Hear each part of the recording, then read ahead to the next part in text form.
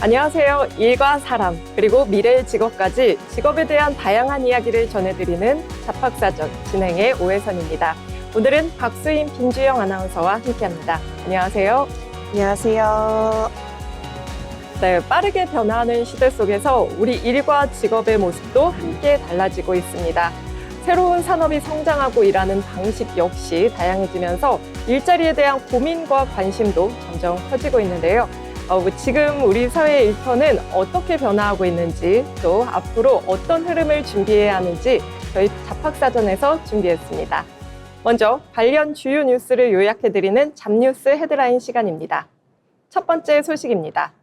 청년 취업난이 심화되는 가운데 지난해 청년 체감 실업률은 약 20% 수준까지 높아진 것으로 나타났습니다. 정부는 올해 청년 일자리 예산을 20조 원 이상 편성하고 직무 중심 채용 확대에 나섰습니다. 채용 미스매치를 줄이기 위한 실무형 인재 양성 정책도 본격 추진됩니다. 두 번째 소식입니다. 인공지능 확산으로 채용 시장의 기준이 빠르게 바뀌고 있습니다. 국내 기업의 70% 이상이 AI 데이터 역량을 채용 핵심 조건으로 반영한 것으로 조사됐습니다. 이에 따라 프로젝트 경험과 실무 중심 평가를 강화하는 기업들이 늘고 있습니다. 세 번째 소식입니다. 고령층 경제활동 참여가 확대되며 고용 구조에도 변화가 나타나고 있는데요. 60세 이상 고용률은 45%를 넘어 역대 최고 수준을 기록했습니다. 중장년 재취업 시장과 시니어 일자리 정책도 빠르게 확대되는 흐름입니다. 네, 지금까지 잡뉴스 헤드라인 전해드렸습니다. 자, 이번에는 실제 직업 현장으로 가보겠습니다. 다양한 직업을 직접 만나보고 그 속에서 일하는 사람들의 이야기를 들어보는 현장 속으로 시간입니다. 박수인 아나운서가 준비했습니다. 네, 여러분은 한때 사람들이 북적이던 동네가 점점 사람이 줄어들고 가게까지 문을 닫으면서 조용해진 모습을 보신 적 있으신가요? 반대로 낡았던 공간이 새롭게 바뀌면서 다시 사람들이 찾게 되는 모습도 보신 적 있으실 텐데요. 이처럼 쇠퇴한 도시나 마을에 새롭게 활력을 불어넣는 직업이 바로 도시재생 전문가입니다. 도시재생 전문가는 단순히 공간을 새롭게 만드는 것이 아니라 그 지역의 역사와 문화, 사람들의 삶까지 고려해 도시의 가치를 다시 만들어내는 전문가인데요. 최근 도시 노후화와 인구 감소 문제가 이어지면서 이러한 역할의 중요성도 점차 커지고 있습니다. 그렇다면 이런 직업은 왜 필요하게 됐을까요? 우리나라는 빠른 산업화 과정에서 도시 외곽은 확장된 반면 기존의 도심은 쇠퇴하는 문제가 나타났습니다. 또 인구 감소와 산업구조 변화로 인해 중심지였던 지역들이 점점 활력을 잃게 됐는데요. 이러한 문제를 해결하기 위해 2013년 도시재생 관련 법이 제정됐고 이후 2017년 도시재생 뉴딜 정책이 추진되면서 주거환경 개선과 지역 활성화 사업이 전국적으로 확대됐습니다. 이 과정에서 지역의 특성을 살리고 다양한 이해관계를 조정할 수 있는 전문가의 필요성이 커지면서 도시재생 전문가라는 직업이 등장하게 됐습니다. 그렇다면 도시재생 전문가는 어떤 일을 하는 걸까요? 먼저 대상 지역을 직접 조사해 지역의 역사, 문화, 환경, 그리고 주민들의 요구를 파악합니다. 이를 바탕으로 지역의 비전과 발전 방향을 설정하고 경제 활성화와 삶의 질 향상을 위한 도시 재생 계획을 수립하게 되는데요. 또 사업이 진행되는 과정에서는 주민과 지자체, 기업 등 다양한 주체 사이에서 의견을 조율하고 갈등을 중재하는 역할도 수행합니다. 즉, 도시재생 전문가는 공간을 만드는 것을 넘어 사람과 지역을 연결하는 기획자이자 조정가라고도 볼 수 있겠죠. 도시재생은 세계 여러 나라에서도 이미 활발하게 이뤄지고 있습니다. 먼저 스페인의 빌바오는 산업 쇠퇴 이후 도시 경쟁력이 크게 약화됐지만 구겐하임 미술관을 중심으로 문화 인프라를 구축하면서 도시 이미지를 완전히 바꾸는 데 성공했는데요. 그 결과 현재는 연간 100만 명 이상의 관광객이 방문하는 문화 관광 도시로 변화하면서 도시재생의 대표적인 성공 사례로 꼽히고 있습니다. 그리고 스웨덴의 스톡홀름 하마비 지역은 오염된 공장 부지를 친환경 도시로 재생한 사례인데요. 태양광과 지열, 풍력 등 다양한 신재생 에너지를 활용해 도시 에너지의 약 30%를 자체적으로 충당하는 구조를 갖추게 됐습니다. 이처럼 해외 사례를 보면 도시재생은 단순한 공간 정비를 넘어 문화, 환경, 경제를 함께 고려하는 종합적인 도시 전략으로 발전하고 있음을 알 수 있습니다. 우리나라에서도 도시재생 사업은 다양한 방식으로 진행되고 있는데요. 대표적으로 전주 한옥마을은 도시재생을 통해 연간 500만 명 이상의 관광객이 방문하고 1000개 이상의 일자리가 창출된 사례로 평가받고 있고요. 또 광주의 송정역 시장은 지역의 역사와 문화를 살린 도시재생을 통해 전통시장을 젊은 층이 찾는 문화공간으로 변화시켰습니다. 이러한 사업을 뒷받침하기 위해 현재 서울에는 397개의 도시재생지원센터가 운영되고 있고요. 약 2,500명 이상의 인력이 관련 분야에서 활동하고 있습니다. 도시재생 종합정보체계에 따르면 도시재생 정책이 확대되면서 관련 전문가에 대한 수요도 꾸준히 증가하는 추세로 분석되고 있습니다. 그렇다면 도시재생 전문가가 되기 위해서는 어떤 과정을 거쳐야 할까요? 현재는 도시재생지원센터를 중심으로 다양한 교육 프로그램들이 운영되고 있고요. 국토교통부는 도시재생대학을 통해 교육을 지원하고 있습니다. 이 과정에서는 도시재생 코디네이터 교육 등 실무 중심의 프로그램을 통해 현장 역량을 키울 수 있습니다. 또 건축, 도시계획, 지역개발 등 관련 전공을 바탕으로 전문성을 쌓고 이후 실무 경험을 통해 역량을 강화시키는 것이 일반적인 경로입니다. 최근에는 대학 석박사 과정 중심의 전문 교육도 확대되고 있어 보다 체계적으로 준비할 수 있는 환경이 마련되고 있습니다. 이처럼 도시재생 전문가는 단순한 공간 개발을 넘어 사람과 지역의 가치를 함께 살리는 중요한 역할을 맡고 있는데요. 앞으로 도시의 변화와 함께 그 중요성도 더 커질 것으로 보입니다. 지금까지 현장 속으로였습니다. 네, 박수인 아나운서가 준비한 현장의 생생한 이야기를 함께 들어봤습니다. 자, 다음은 지금 바로 활용할 수 있는 실질적인 취업 정보를 전해드리는 오늘의 잡정보 시간입니다. 네, 빈주영 아나운서가 준비했습니다. 네, 취업준비생분들이 가장 어려워하는 부분, 바로 경력직 혹은 중고 신입을 뽑는다는 말 아닐까 싶은데요. 나는 새로운 직무를 준비 중인데 경력직만 선호하면 신입은 대체 어디서 경력을 쌓아야 하는 건지 막막함 느끼시는 분들 많을 것 같습니다. 그래서 오늘은 고용24에서 제공하는 미래내일 일경험 사업을 가져와 봤습니다. 오늘은 미래내일 일경험 사업이 무엇인지, 어떻게 지원하고 도움받을 수 있는지 알아보겠습니다. 미래내일 일경험 사업이란 정부와 기업이 협력해서 청년들에게 실제 경력을 만들어주는 사업인데요. 단순히 책상에 앉아서 교육을 받는 게 아니라 청년들이 실제 기업 현장에서 실무를 경험하고 역량을 쌓을 수 있도록 도와줍니다. 신입이 경력을 쌓을 수 있다는 것뿐만 아니라 가장 큰 장점은 정부에서 참여수당을 지원한다는 점인데요. 돈을 내고 배우고 경력을 사는 게 아니라 직무를 직접 배우면서 수당까지 받을 수 있는 실무형 스펙업의 기회입니다. 따라서 고용24에서는 취업을 준비하는 데 있어 본인의 준비 단계에 맞춰 4가지의 일경험을 제공합니다. 첫 번째는 기업 탐방형입니다. 5일 내외의 짧은 기간 동안 기업을 직접 방문해서 현직자 방문 멘토링을 받을 수 있는데요. 이제 막 진로를 고민하거나 해당 직무가 나랑 맞는지 궁금하신 분들에게 추천드립니다. 두 번째는 프로젝트형입니다. 2개월 내외로 팀을 구성해서 기업이 제안한 실제 실무 과제를 해결해야 하는데요. 나만의 역량을 보여줄 수 있는 포트폴리오가 필요하신 분들께 추천드립니다. 세 번째는 인턴형입니다. 1에서 3개월 기간 동안 기업 내부 부서에서 직접 실무를 수행하며 조직 문화를 경험할 수 있는데요.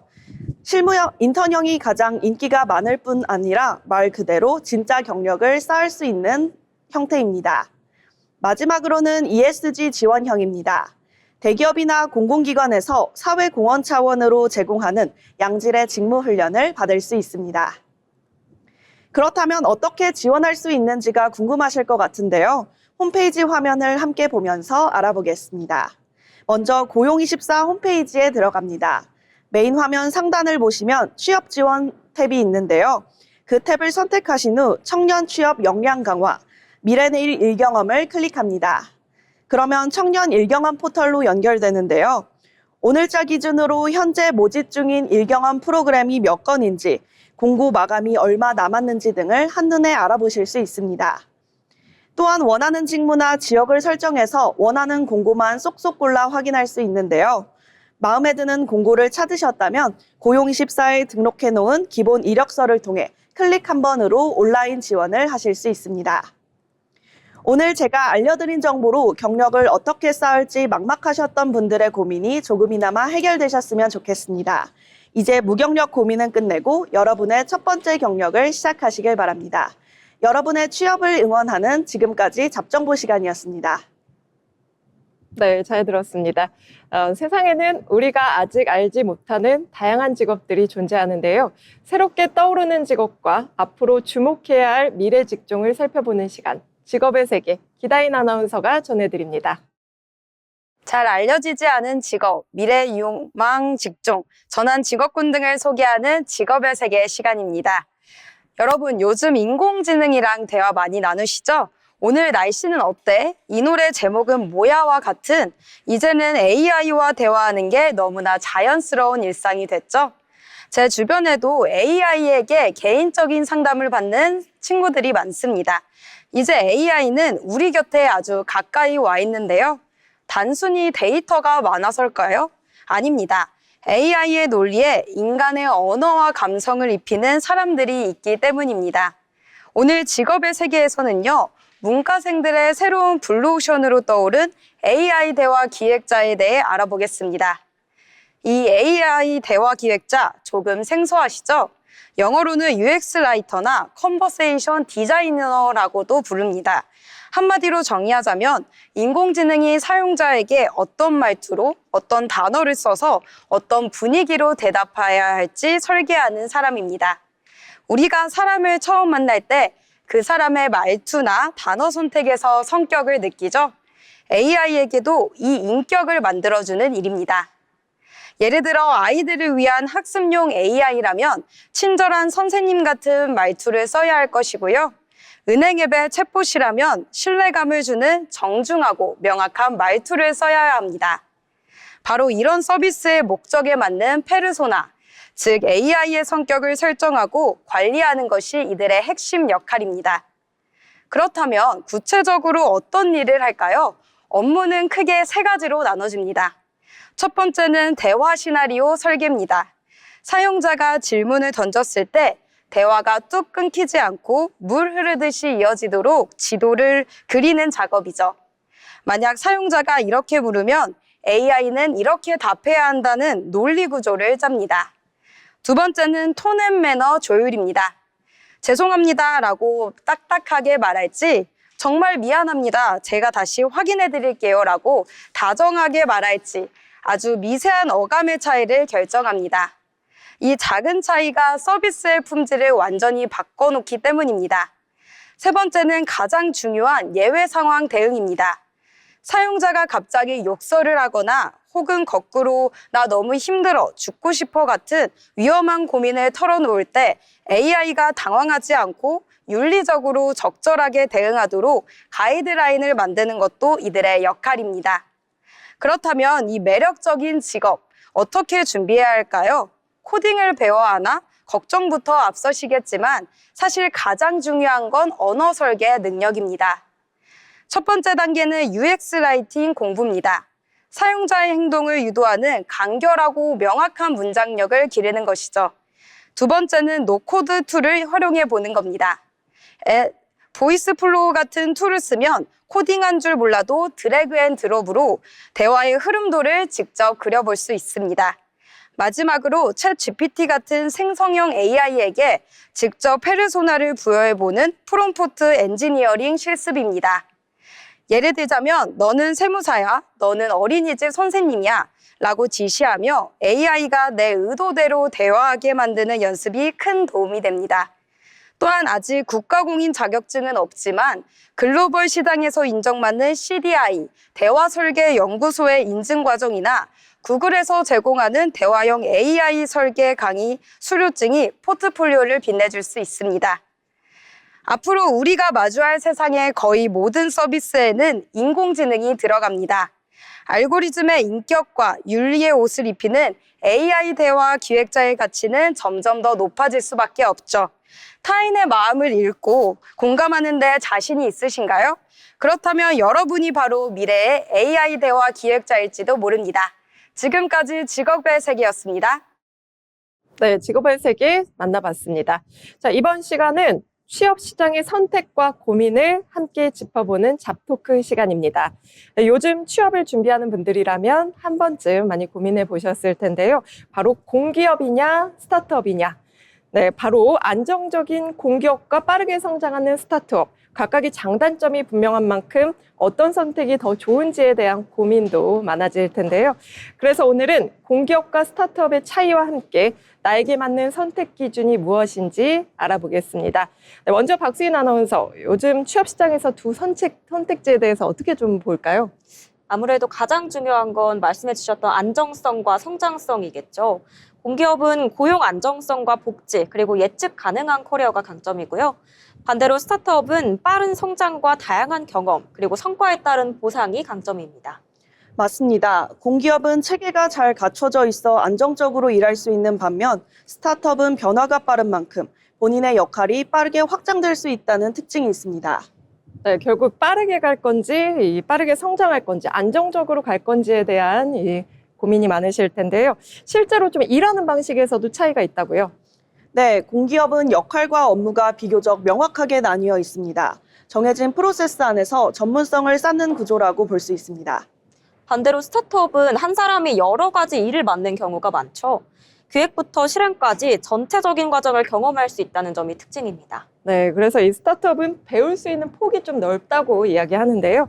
자, 그렇다면 보상 측면에서는 좀 어떤 차이가 있을까요? 아무래도 공기업은 안정적인 급여와 복지가 강점입니다. 반면 스타트업은 성과에 따라 더 큰 보상을 받을 수 있는 구조죠. 다만 스타트업은 사업 상황에 따라 리스크도 존재하기 때문에 안정성과 보상 사이의 균형을 고려할 필요가 있습니다. 네, 결국 선택에 따라서 감수해야 될 부분도 달라지는 것 같은데요. 자, 그렇다면 어떤 기준으로 선택을 하는 게 좋을까요? 가장 중요한 건 나의 성향이 될 것 같습니다. 안정적인 환경에서 꾸준히 성장하는 것이 맞는지 아니면 변화를 감수하고 빠르게 성장하는 것이 맞는지에 따라 선택이 달라질 수 있겠습니다. 또 자신의 커리어 목표도 중요할 것 같은데요. 장기적으로 어떤 분야에서 어떤 경험을 쌓고 싶은지를 기준으로 선택하는 것이 필요합니다. 네, 그렇습니다. 이 공기업과 스타트업 어느 한쪽이 좋다고 말할 수는 없을 것 같습니다. 자, 중요한 건 어디가 더 좋으냐보다 나에게 더 맞는 선택이 무엇인가일 텐데요. 자, 앞으로 커리어를 고민하실 때 오늘 이 이야기가 여러분에게 도움이 되길 바라면서 지금까지 잡토크 마치겠습니다.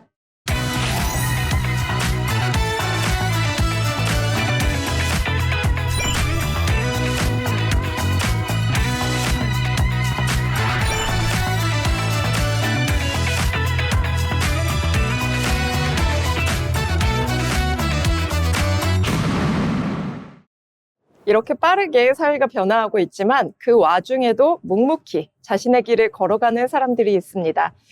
네, 평범하지만 특별한 일을 하는 사람의 인생 이야기, 자빈 스토리를 정시연 아나운서가 전해드립니다.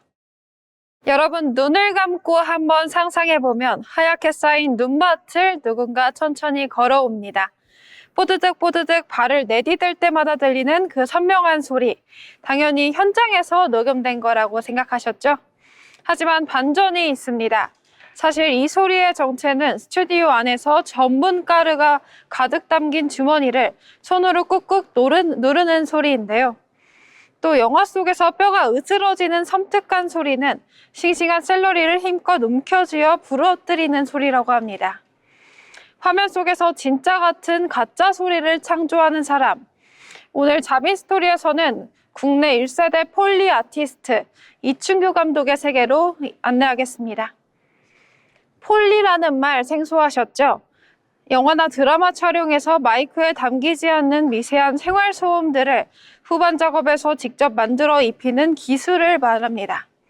1920년대 이 기술을 만든 잭 폴리의 이름에서 유래됐는데요. 이춘규 감독은 지난 20여간 수백 편의 한국 영화 속 소리를 책임져온 베테랑입니다. 우리가 극장에서 듣는 주인공의 옷깃 스치는 소리, 찻잔 놓는 소리, 심지어 거친 숨소리까지 모두 그의 손과 발을 거쳐 탄생하고 있는데요. 단순히 소리를 찾는 게 아니라 극의 감정에 맞춰 소리의 결을 디자인하는 일입니다. 그의 작업식은 흡사, 고물상이나 만물상 같습니다.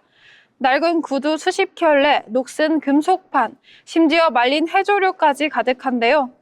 한 번은 사극 영화에서 말이 달리는 소리를 재현해야 했는데 아무리 실제 말발굽 소리를 써봐도 화면과 어울리지 않았다고 합니다.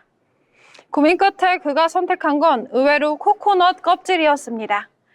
딱딱한 바닥에 코코넛을 리듬감 있게 두드려 기가 막힌 말발굽 소리를 만들어낸 건데요. 이처럼 폴리 아티스트는 세상의 모든 사물을 소리의 관점으로 바라봅니다. 이충규 감독은 좋은 소리는 기술이 아니라 세밀한 관찰에서 나온다라고 말합니다. 비 오는 날 처마 끝에서 떨어지는 물방울 소리 하나도 그냥 지나치지 않고 기억해 두었다가 관객의 몰입이 필요한 순간 적재적소에 배치하는 것이 그의 노하우입니다. 사실 최고의 폴리는 들리지 않는 폴리라고 합니다. 관객이 소리가 인위적이라고 느끼지 못할 만큼 영상과 완벽하게 녹아들어야 하기 때문인데요. 화려한 조명 아래 이름이 드러나지는 않지만 그의 소리가 빠진 영화는 생명력 잃은 박제와 다름없다고 합니다. 스크린 뒤 어두운 녹음실에서 땀 흘리며 소리를 빚어내는 시간. 이충규 감독에게 폴리는 단순한 직업을 넘어 세상을 더 풍성하고 생생하게 전달하는 그만의 언어입니다. 다음 영화를 보실 때는 잠시 눈을 가리고 귀를 기울여 보시는 건 어떨까요? 보이지 않는 곳에서 누군가가 정성껏 마련한 소리의 선물이 들릴지도 모릅니다. 지금까지 자빈 스토리였습니다. 네, 경제의 변화는 곧 일의 방식과 일자리의 모습에도 영향을 미칩니다. 이번 시간에는 경제의 흐름을 통해 산업과 일터의 변화를 함께 들여다보겠습니다. 경제로 보는 일터입니다. 최혜지 아나운서가 전해드립니다.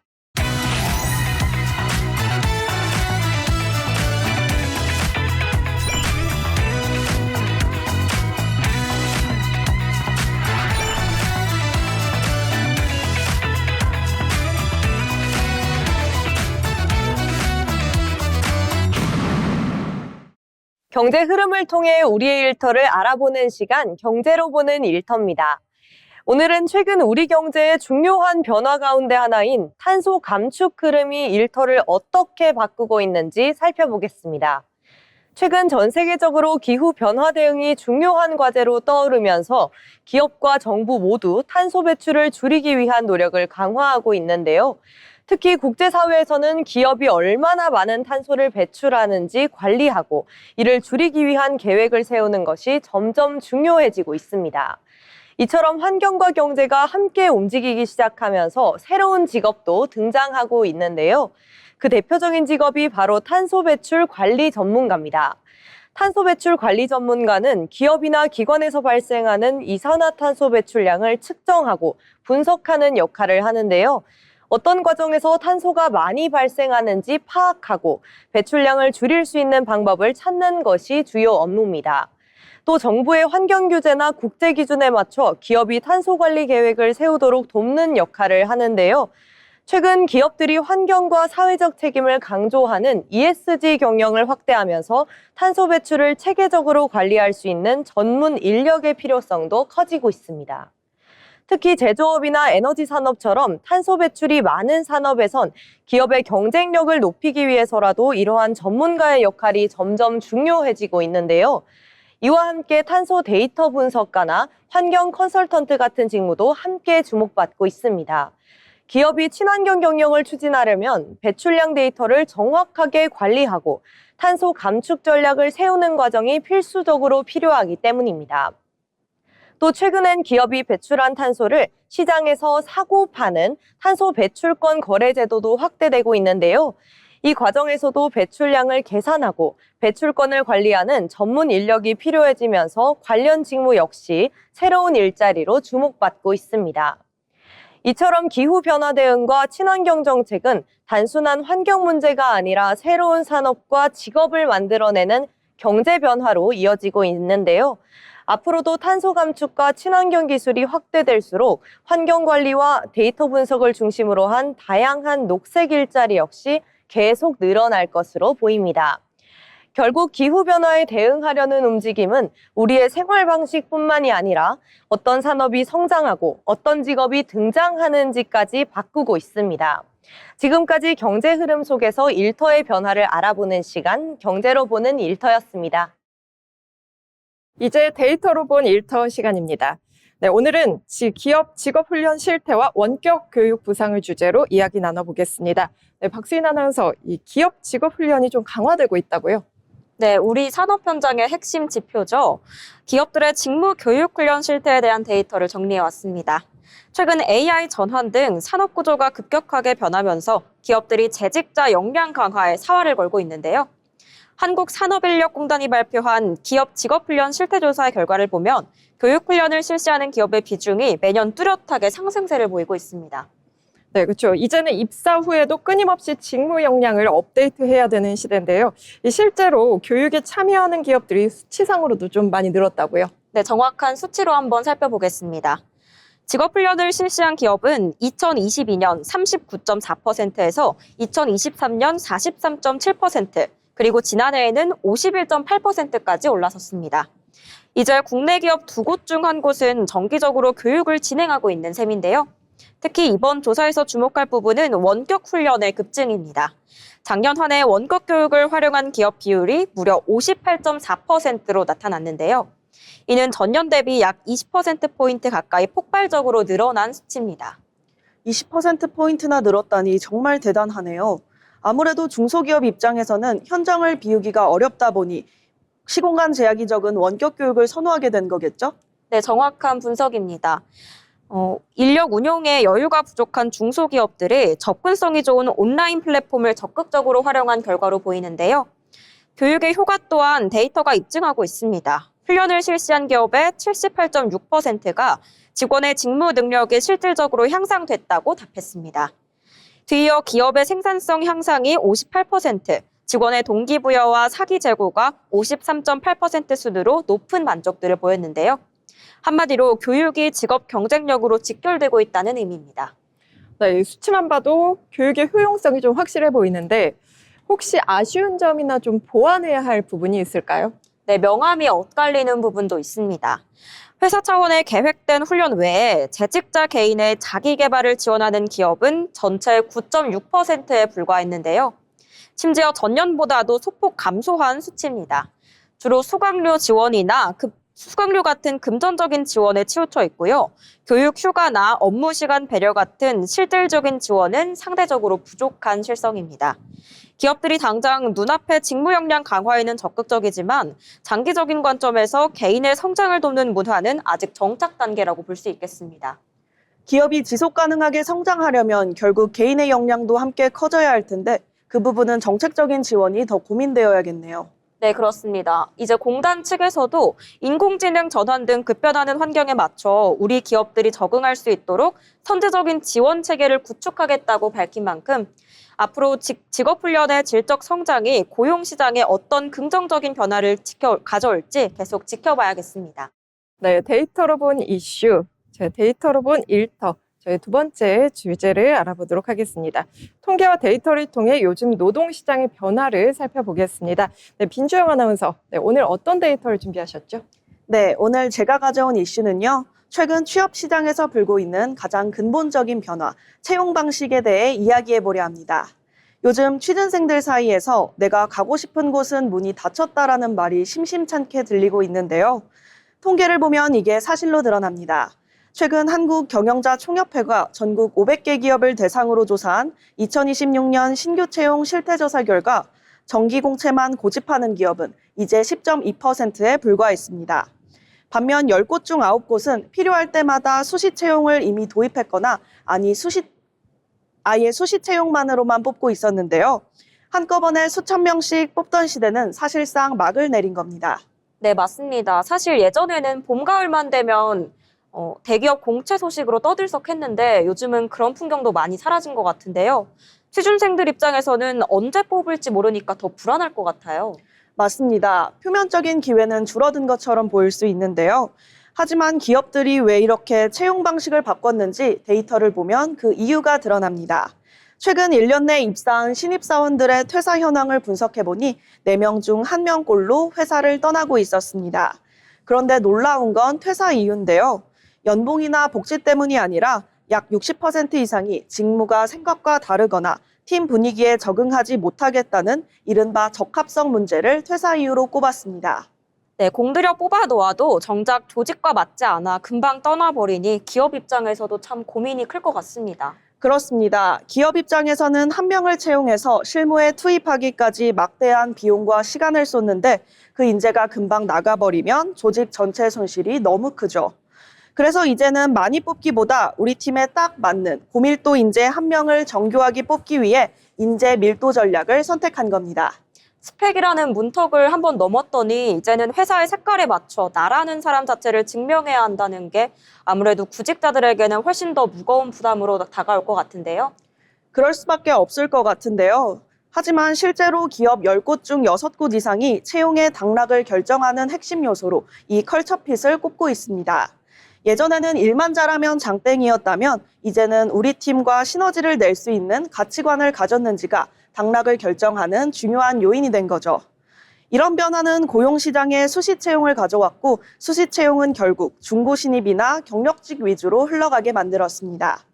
2026년 지금 기업은 실패 없는 고용을 원하고 구직자는 나를 증명할 기회를 갈구하고 있습니다. 이제는 단순히 이력서 칸을 채우는 게 아니라 내가 어떤 팀에서 어떤 시너지를 낼 수 있는지 스스로를 브랜딩하는 시대가 시작된 거죠. 최근 사람인에서는 조직 문화에 꼭 맞는 인재인지를 과학적으로 판별할 수 있는 컬처핏이라는 전용 인적성 검사까지 출시했습니다. 단순히 면접관의 주관적인 감에 의존하는 것이 아니라 후보자의 가치관이 우리 회사의 핵심 가치와 얼마나 일치하는지 데이터로 점수화해서 뽑겠다는 거죠. 네, 좁아진 취업문 뒤에 숨겨진 기업들의 치열한 생존 전략과 그 안에서 고군분투하는 청춘들의 모습이 떠올라 좀 마음이 아픈데요. 변화하는 시장에 맞춘 제도적 지원도 꼭 필요해 보입니다. 지금까지 데이터로 본 일터였습니다.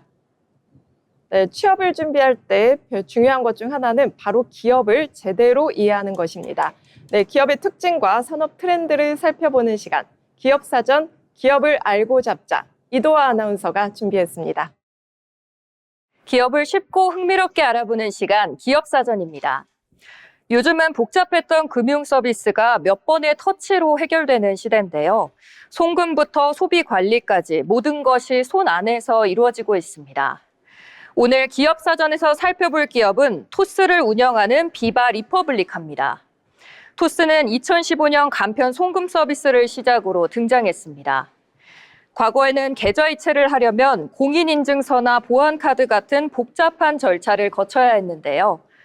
토스는 이러한 불편함은 줄이고 몇 번의 터치만으로 송금이 가능한 서비스를 선보이며 빠르게 성장했습니다.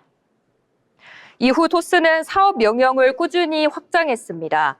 현재는 토스뱅크와 토스증권을 통해 은행과 투자 서비스까지 제공하며 하나의 앱 안에서 다양한 금융 활동이 가능한 종합금융 플랫폼으로 자리 잡았습니다. 이처럼 토스의 가장 큰 특징은 금융의 플랫폼화입니다. 계좌 조회부터 소비 관리, 투자, 대출 비교까지 사용자의 금융 생활 전반을 하나의 서비스 안에서 연결하고 있는데요. 이러한 변화는 금융 산업 흐름도 바꾸고 있습니다. 과거에는 은행과 증권사 같은 전통 금융기관이 중심이었다면 이제는 토스와 같은 핀테크 기업들이 떠오르고 있습니다. 그렇다면 이 기업에서는 어떤 일자리가 만들어지고 있을까요? 토스에는 개발자와 데이터 분석가 같은 IT 직무를 비롯해 서비스 기획자, 디자이너, 마케터 같은 다양한 분야의 인재들이 함께 일하고 있습니다. 특히 사용자 경험을 중요하게 생각하는 기업인 만큼 고객의 행동을 분석하고 서비스를 개선하는 역할이 중요합니다. 취업을 준비하는 분들이라면 여기서 주목하셔야 될 것 같습니다. 토스와 같은 기업은 단순히 금융 지식이 많은 인재보다는 문제를 발견하고 이를 사용자 중심으로 해결할 수 있는 역량을 중요하게 생각합니다. 예를 들어 기획 직무를 준비한다면 단순한 아이디어 제시에 그치기보다 사용자가 실제로 어떤 불편을 겪고 있는지 데이터를 기반으로 분석하고 그 해결 과정을 논리적으로 설명할 수 있어야 합니다. 또한 마케팅 직무의 경우에도 단순한 홍보가 아니라 사용자 행동 데이터를 바탕으로 어떤 메시지가 효과적인지 고민하는 능력이 중요하게 평가됩니다. 개발이나 데이터 직무를 준비하는 경우에는 금융 서비스에 대한 이해와 함께 실제 사용자 경험을 개선하는 방향으로 기술을 활용할 수 있는 역량이 요구됩니다. 이처럼 토스는 다양한 직무가 유기적으로 연결되어 하나의 서비스를 만들어가는 구조를 가지고 있습니다. 따라서 취준생 입장에서는 자신이 지원하는 직무가 전체 서비스 안에서 어떤 역할을 하는지 이해하는 것이 중요합니다. 토스의 사례는 하나의 중요한 흐름을 보여주고 있는데요. 바로 금융산업 역시 기술을 기반으로 빠르게 변화하고 있다는 겁니다. 취업을 준비하는 분들이라면 이제는 단순히 기업 이름이나 직무만을 보는 것이 아니라 그 기업이 어떤 문제를 해결하고 있는지, 그리고 그 안에서 어떤 역할을 할 수 있는지를 함께 고민해 보는 것이 필요해 보입니다. 지금까지 기업을 쉽고 흥미롭게 알아보는 시간, 기업사전이었습니다.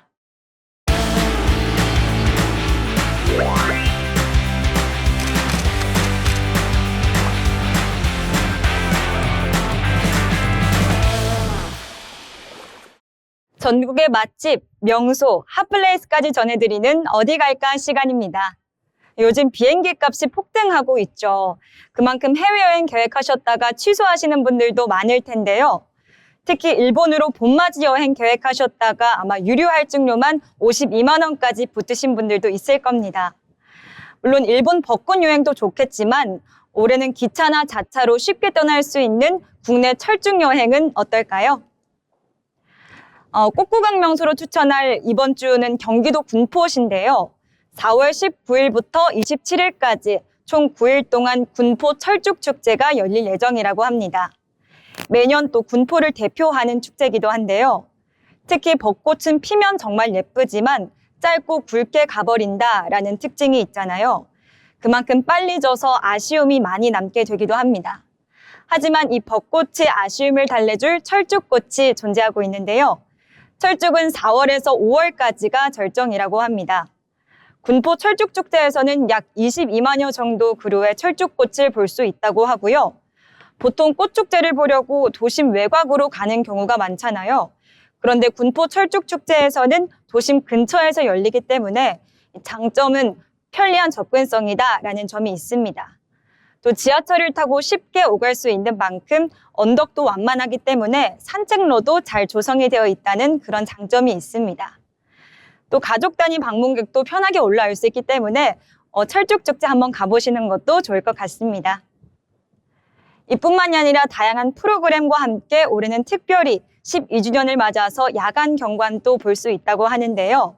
이렇게 디지털 체험 콘텐츠를 추가했다고 합니다. 따라서 철쭉꽃의 낮과 밤 경관 모두를 볼 수 있다고 하는데요. 또 이렇게 축제는 당연히 무료로 즐길 수 있겠지만 축제 기간 동안에는 차 없는 거리를 운영하고 있기 때문에 축제 측에서는 대중교통을 이용하는 게 좋겠다라고 말을 했습니다. 이 점도 참고하셔서 가보는 게 좋겠습니다.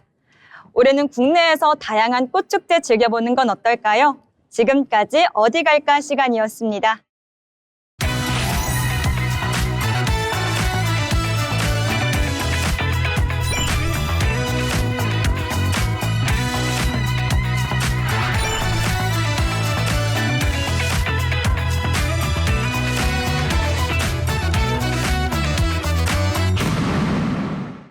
네, 마지막으로 알아두면 도움이 되는 생활 정보를 전해드리는 알쓸정 시간입니다. 김민지 아나운서가 준비했습니다.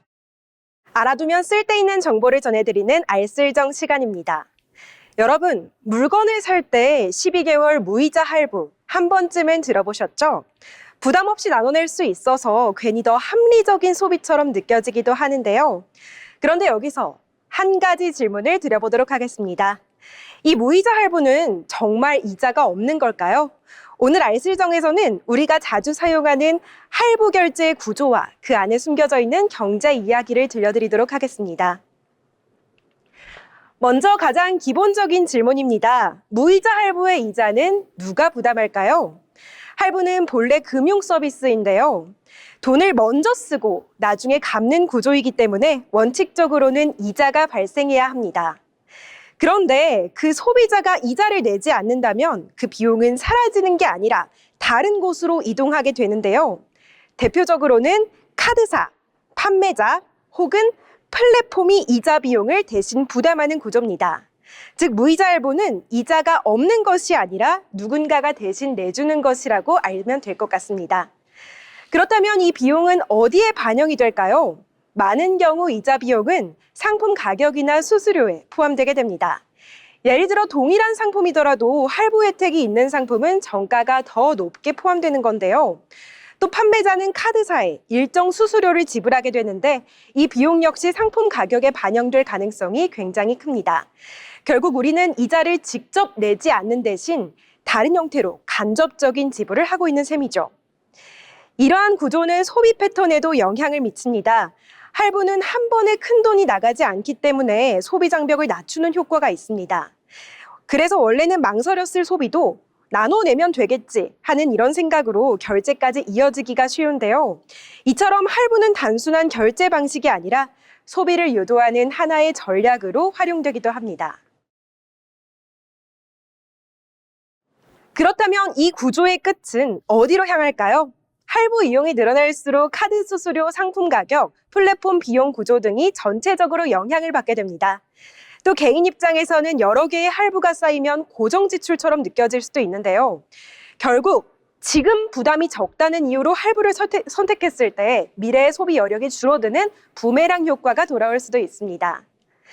우리는 일상에서 무이자라는 말에 익숙해져 있습니다. 하지만 경제에서는 완전히 비용 없는 선택은 존재하지 않는 셈입니다. 오늘 살펴본 할부처럼 보이지 않는 방식으로 비용이 존재하고 또 결국은 우리에게 다시 돌아오는 구조가 굉장히 많은데요. 이제 결제하실 때 무이자 할부라는 문구를 보신다면 조금 더 신중하게 생각해 보시는 건 어떨까요? 지금의 편리함과 미래의 부담 사이에서 균형을 찾는 것, 그것이 현명한 소비의 시작일 수 있습니다. 지금까지 알쓸정이었습니다.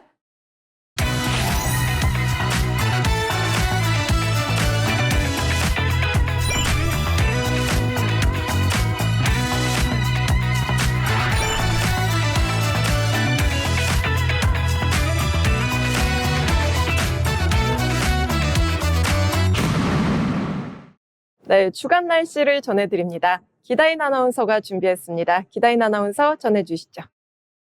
주간 날씨입니다. 계절의 시계가 봄을 향해 다가가고 있습니다. 요즘 산책하시다 보면 노랗게 핀 개나리를 보실 수 있으실 텐데요. 하늘도 파랗고 쾌청합니다. 다만 하루에도 두 계절이 오고 가고 있습니다. 일교차가 12도 이상까지 벌어지면서 외출하실 때 옷차림에 유의하시길 바랍니다. 미세먼지 농도도 나쁜 수준 보이고 있습니다. 대기도 건조해 작은 불씨가 큰 불씨로 이어질 수 있기 때문에 불씨 관리와 산불 예방에도 주의하시길 바랍니다. 이번 주는 대체로 맑습니다. 주말에는 19도까지 올라가 따뜻하겠고요. 다음 주부터는 구름이 끼는 날씨도 있겠습니다. 지금까지 주간 날씨였습니다. 네, 주간 날씨 함께 만나봤습니다. 오늘 잡학사전 저희가 준비한 소식은 여기까지입니다. 일은 단순한 생계가 아니라 우리 삶의 방향과 미래를 만들어가는 선택입니다. 시대는 빠르게 변하고 있지만 그 변화의 중심에는 언제나 사람이 있습니다. 변화하는 일의 흐름 속에서 당신의 선택이 곧 미래가 됩니다. 오늘도 각자의 자리에서 만들어가는 여러분의 하루를 응원합니다. 내일의 일터를 바꾸는 건 바로 지금의 선택입니다. 지금까지 잡학사전이었습니다. 시청해주신 여러분 고맙습니다.